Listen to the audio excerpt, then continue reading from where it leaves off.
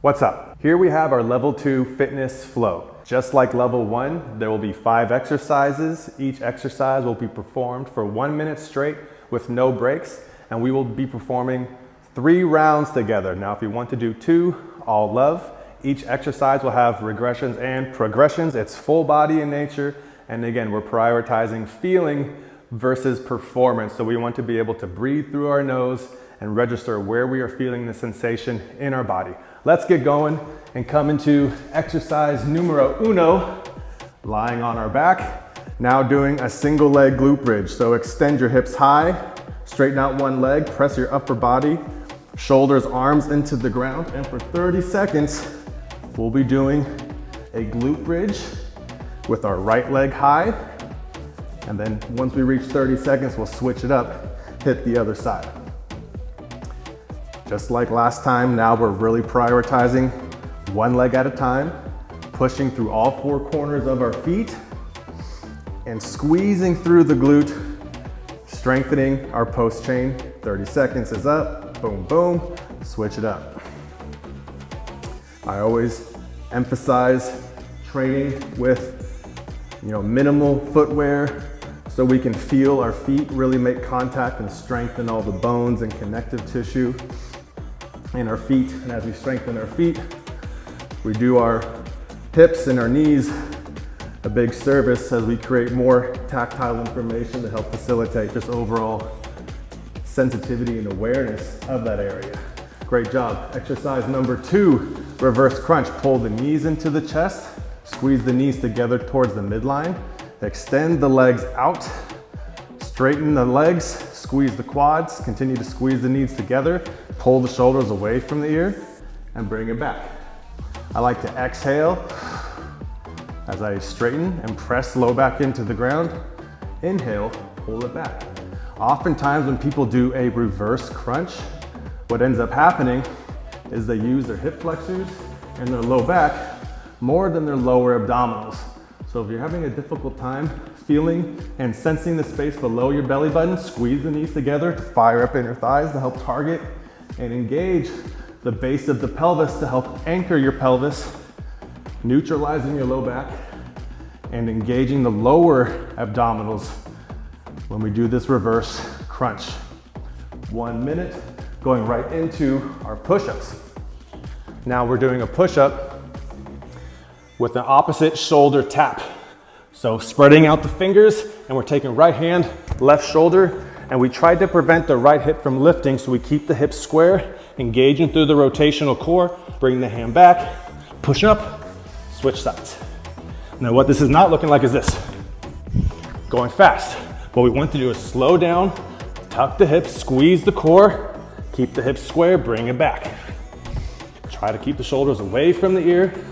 You may lean a little bit. If that's too much, you drop to the knees. And we keep the hips tucked under, so it's a straight line from our shoulders to our knees. It helps if you squeeze the quads and squeeze the core as well. So we're not tilting or leaning too much side to side, really trying to strengthen the obliques, transverse abdominis, rotational core. Okay, getting some plyometric activity in the system with the split jack, squeezing shoulder blades together and then taking feet out wide. Now, I already got mixed up right out the gate. So I'm switching which foot is in front, which arm is in front. And this is a nice way to get some mobility in the upper back as well. Squeezing the shoulder blades together, and then opening up the chest. Prioritizing, being brilliant at the basics here, staying light in our feet, light in our ankles, light in our joints, increasing our core temperature, increasing our heart rate. I'm trying to breathe through the nose as we perform this whole circuit. Nice, air squat. Feet hip width are just outside, hip width apart. Drive your butt back, keep your chest up, drive through the heels, squeeze your butt as you stand tall. Now, if you're feeling a lot in the knees, slow it down, grab the ground with your feet, Easy to squeeze your butt standing up. Can you keep your glutes engaged as you lower?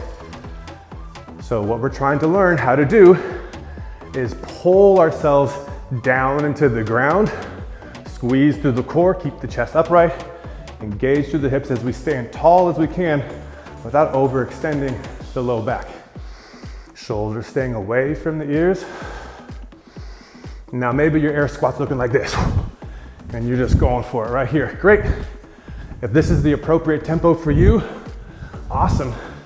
Just remember, try to breathe through that nose, stay engaged with the feeling of the exercise versus how hard can you go. Round one, great job. Lying on our back, single leg glute bridge. Get the shoulder blades underneath you and pump it out. Now for me, what I'm gonna prioritize round two and play with is just holding an isometric glute bridge at the top. I started about halfway through, so we only have a few more seconds, but now we're engaging through the quad and the glute, switching sides to even it out. I'll pump out a few reps, getting that hip fired up, and then I'll hold at the top here. And I'll notice where I immediately feel sensation. I'm feeling my quad engaged. I remember to squeeze my glute, lift my hips a little higher. Okay, now I'm feeling my hips a little bit more. That's the target. Remember, wherever you're feeling it is where the action is. Bringing it down. Moving right into our reverse crunch. Squeeze the knees together, press the low back into the ground. Exhale, straighten out. Inhale, bring it back. Now for the longest time, whenever I did a reverse crunch, I would feel it primarily in my hip flexors and my low back. And then once I learned about the importance of training the adductors and the muscles of the midline, particularly the inner hamstrings, the pelvic floor, and the inner quads, my low back started to feel much better and my lower abdominals became much stronger. So in order to target the inner thighs, we squeeze the knees together. Sometimes it helps to place like a block or a pillow between those knees as you try to flex, point the toes, engage the quads, press low back into the ground, and bring it back. Nice work. Push up to opposite shoulder tap. Moving right along through our level 2 fitness flow, designed to get a full body workout, but not overdo it. We're learning to be in these bodies with more ease. And one way to do that is to challenge ourselves to the point of our capacity, right? So we learn to enhance our body's resiliency. If we're always going max effort, it's really easy to feel burned out. So as I tuck my hips underneath me, I'm wobbling a little bit, really feeling my core engage. And that's what we're going for, is just increasing our connectivity between upper body and core and low body in this exercise. All right, split jacks. Arms coming out wide, feet coming out wide, crossing. Breathing through the nose.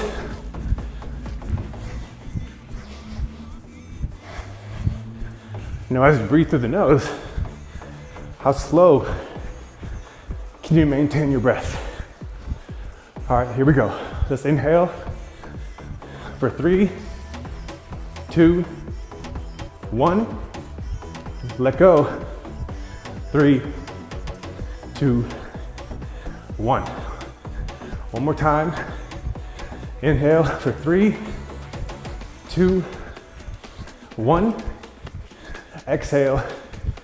3, 2, 1. Shake it out. Great job. Air squats. Grabbing the ground with your feet. Stacking shoulders on top of hips. Driving your hips back. Extending through. Now, if it feels better for you to have a narrow squat, great. When you bring it in more narrow, you'll be getting more VMO, more inner quad, Excellent. If you take it out wider, driving your butt back, you'll be getting more lateral hip and more lateral butt. And you can play around with what feels best for you.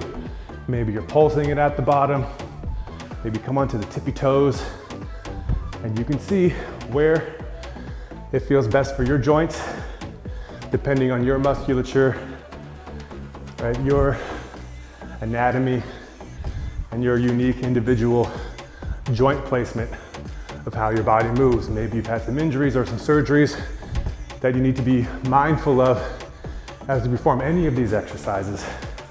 Moving into round 3, single leg glute bridge, packing the shoulders underneath, extending through the hips, straightening out one leg. And I'm switching which leg I start with each round, because what ends up happening more often than not is during that transition time, I may get a few less reps in that first leg as I get down into the position. 30 seconds, so trying to be honest with my workout, my experience here. And we all know when we're being honest with ourselves and whether or not we're pushing it too hard or if we can challenge ourselves more.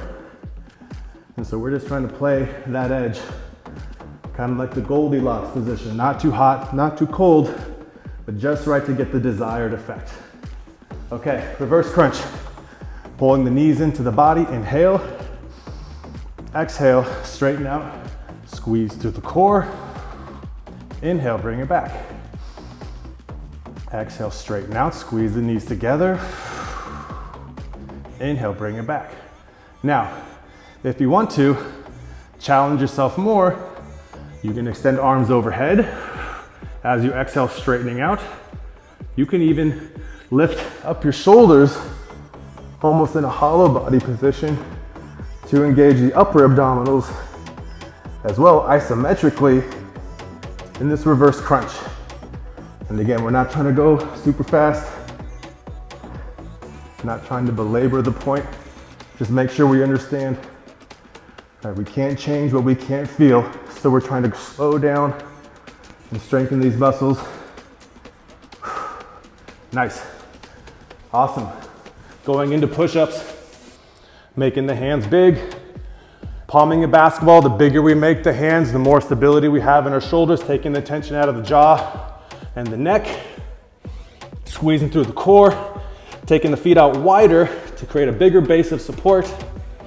Come down in control, keeping the hips square.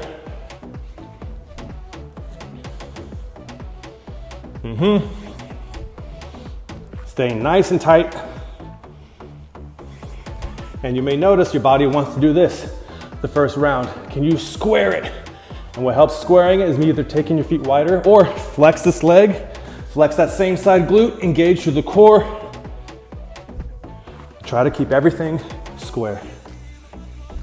Really fun way to work your rotational core. I'm sweating now as we bust out these exercises. Great job. 1 minute, standing up. Gather yourself, split jacks. Here we go.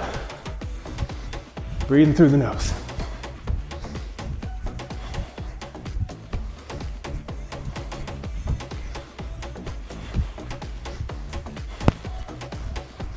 So there's the cardiovascular benefit of doing a plyometric exercise, but also it's being light on your feet, not being so rigid, being able to absorb impact when we run, when we jump, so we're not so brittle, and having some pliability, some lightness in the tissues here. Oftentimes with strength training specifically, there's such a focus on strength and contraction, which is super necessary obviously for taking care of yourself and having structure and stability. Great job, air squats, last round. But we can't forget about the need to have softness in the tissue as well. Because if we're overly bound and tight, right, much easier to hurt ourselves if we're too constricted. If our lungs are too constricted, it's hard to breathe. If our muscles are too constricted, it can contribute to anxiety and this overall felt sense of too much tension in the nervous system. So how can we exercise simultaneously try to increase our state of ease and adaptability, right? So you may feel like you're coming into a fight or flight state during the workout. That's okay, very necessary to mobilize energy. But how do we come out of that state? That's 3 rounds, 5 exercises each.